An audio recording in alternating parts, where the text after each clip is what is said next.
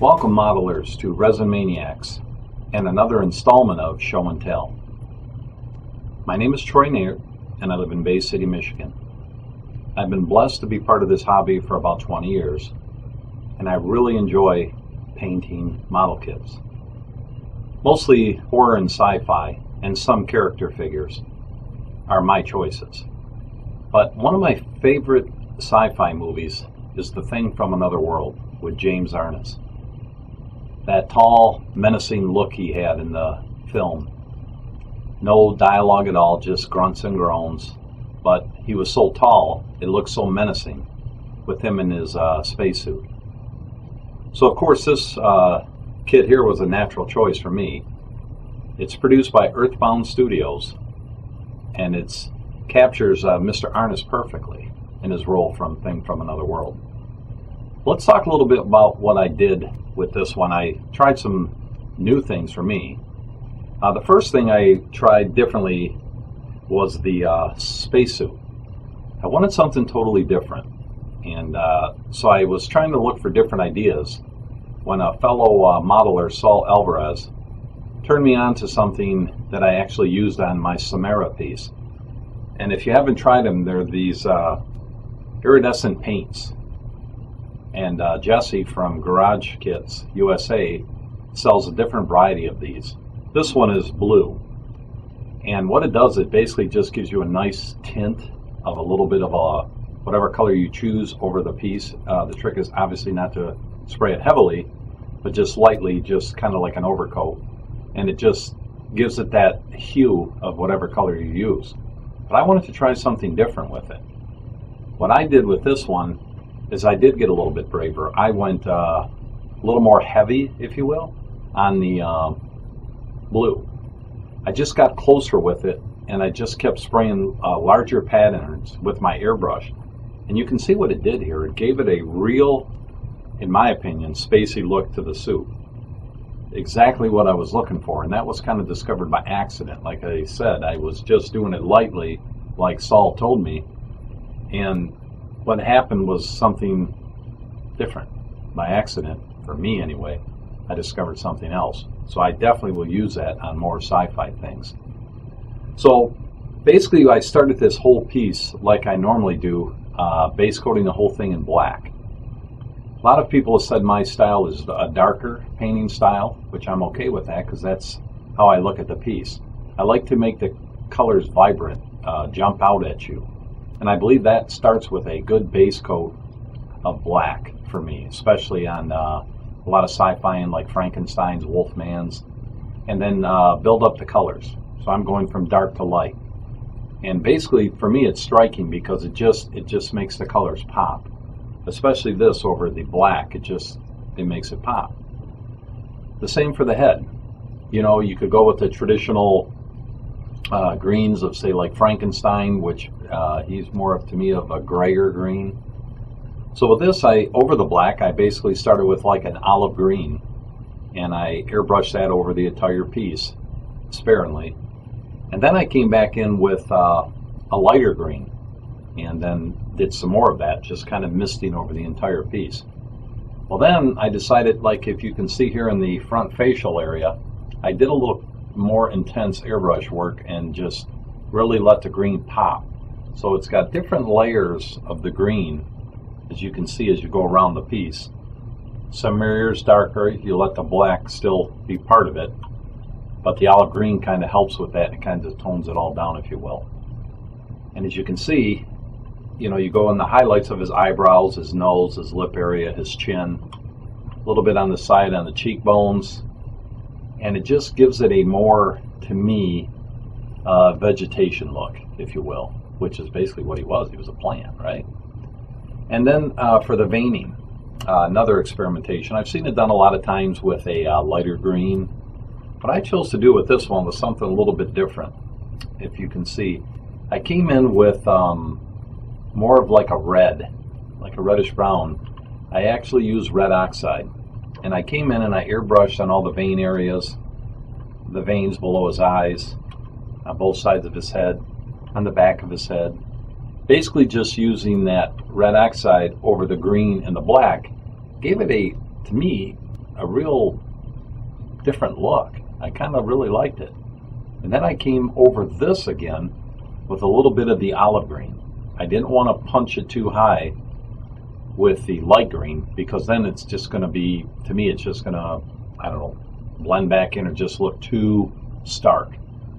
So what I decided to do was just keep that veining, as you can see, with the red and the green. And to me, it just, I don't know, just makes it pop, but yet looks like it's underneath the skin.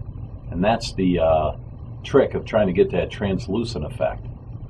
You know, I've watched many videos by David Fisher and seen some of the other guys out there that capture that on like a Nosferatu or any of those creatures, a werewolf or anything where the veining looks like it's under our skin. If you look at your skin, you can see your veins, but they're under the skin, and you can just see the different color. And that's one of the struggles sometimes with a paint job, isn't it? Is you're trying to bring a piece like this to life and make it look realistic. Now for the base, I decided I really like this base because it has some snow, it has the crates, it has the wood, you know, all things from the movie. So for me, this was a beautiful base. I wanted to make it cold, the best way to describe it. So in doing that, again, that iridescent blue came in handy. I basically used over black the light blue color, and I just airbrushed the whole piece in light blue. Then I came in with some darker blues and started, you know, shading in the areas, as you can see along. Some straight up white for the hitting the highlights of all the snow that's on it. And then, of course, coming in again, as I got it all together to blend it, I brought in that iridescent blue and misted it. Not as heavy as this, but as you can see, it just gives it an overall blue. And that is exactly what I was looking for. The crates, you know, to me is just, I see them as brown, so I did some actually rich brown, some shading with transparent dark brown, a little bit of raw umber, and of course some transparent black. And you can see it just, to me, it gives it a more realistic older wood look, because obviously you're not going to see newer crates out there. 9 times out of 10, the thing's already trashed all the crates and it's just pieces. So for me, shadowing, it's a process for me. I go from punching up the shadows, hitting the highlights, bringing them back down, thinking, oh my gosh, that's too much. So I would just soften it back up with another color, just to, you know, usually for me it's transparent black. And of course I did actually use transparent black on the spacesuit for some of the folds, and I did actually use it in some of the skin folds on the thing itself to give it some shadow. As you can see, I did that around his eyes, around the eye sockets. Lightly underneath here, there was some transparent Mars red used, very minimally. And then, of course, the transparent black brought it back down.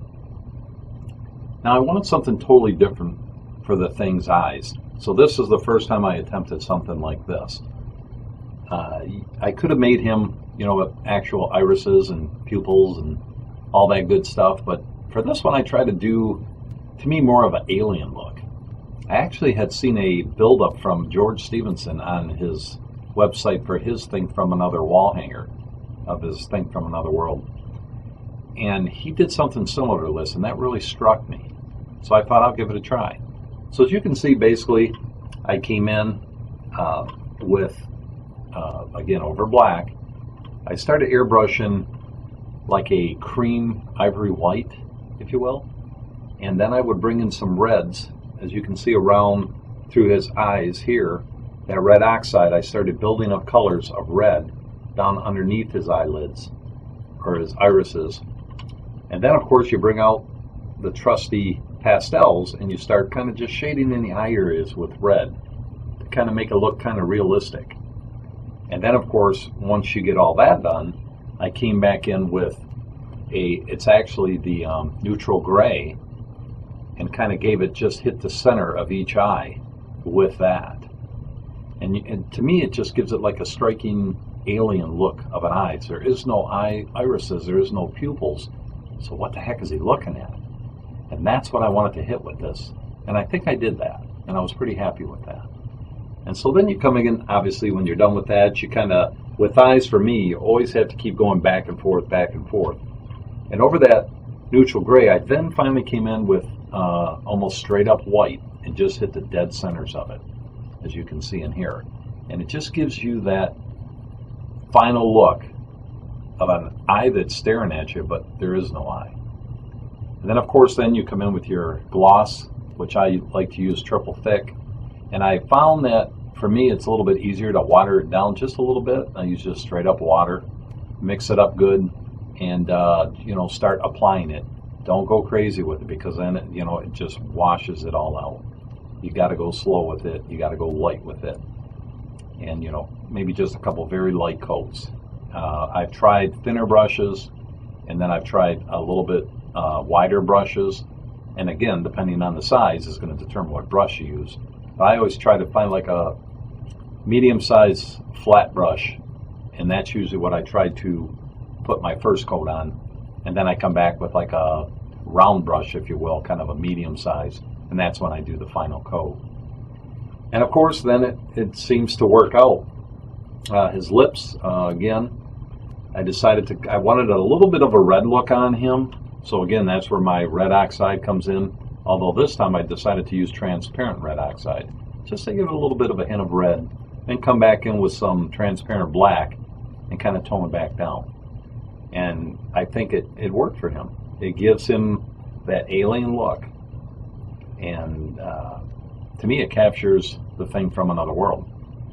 The letters down on the bottom, pretty straightforward. Used one of Freak Flex's old Ill-Got Green, and I just hand painted each letter.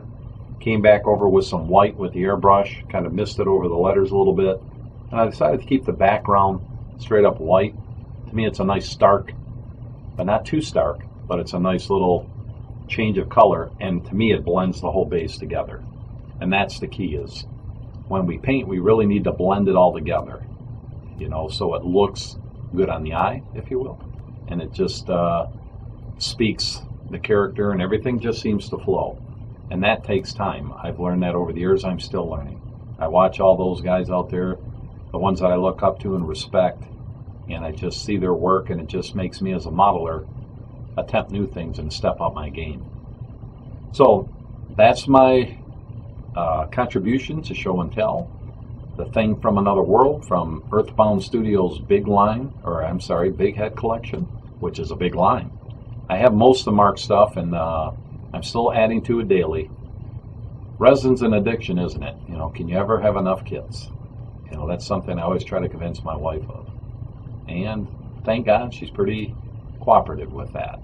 And so, as you can see behind me, we have some of the other kits that I've painted over the years. And it's just a blessing to be part of this hobby and use the talent that I believe God has given me.